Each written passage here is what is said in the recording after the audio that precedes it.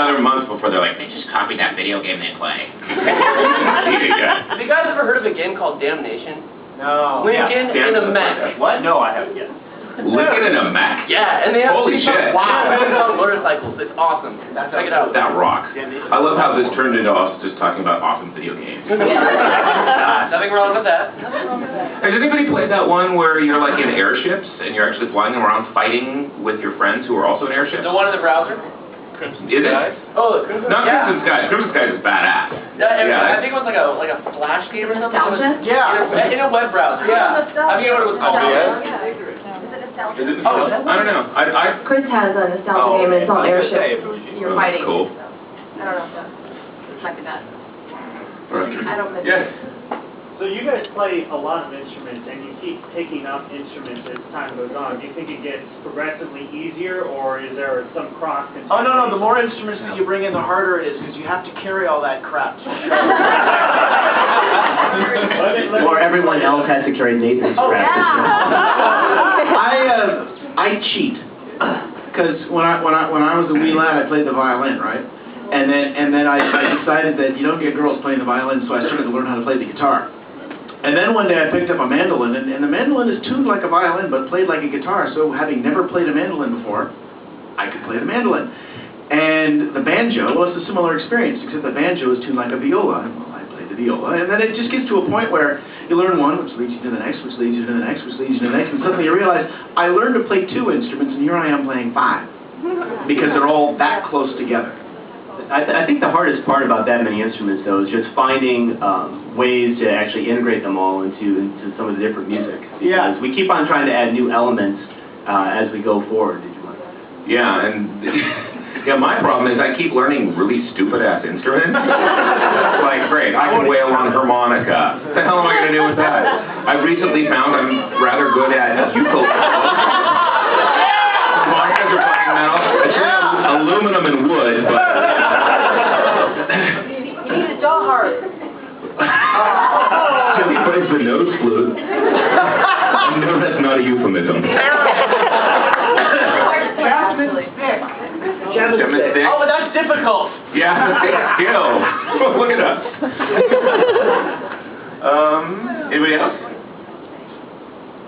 What do you guys think about doing like a in-character video web series? You get like That takes work. I really don't know what you mean by in character. Adventures of Abney Park.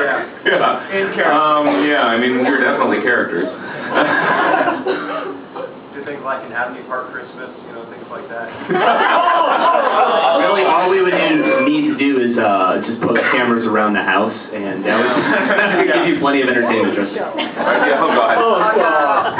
Isn't the reality show just what you do just before everybody hates you? So I gotta save that, you know, at least 6 months.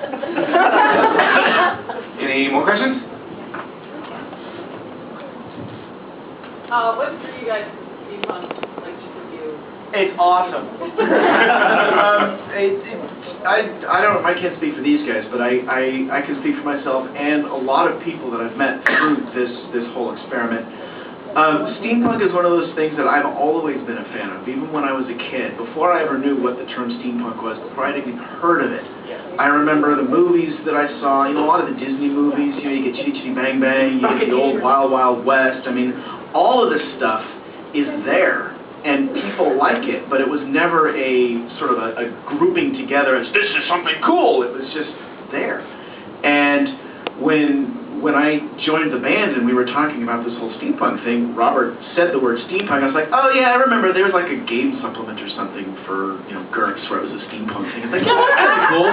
Hadn't thought that you could turn it into a scene. You couldn't turn it into what has happened here. I mean, this is amazing, but it never occurred to me that it could be done.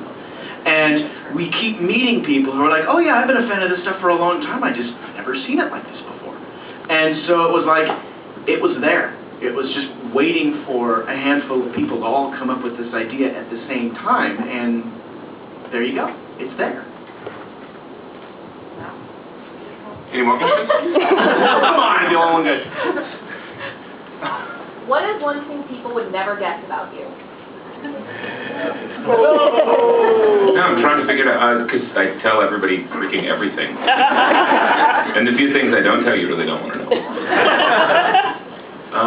Would never guess. Do you got anything that people would never guess about you? Nothing springs to mind. Yeah, I mean, I can tell you crazy crap about me, but you already know those things. How about you, Dan? Well, I know what you're looking at me. Okay. He's helping exhausted.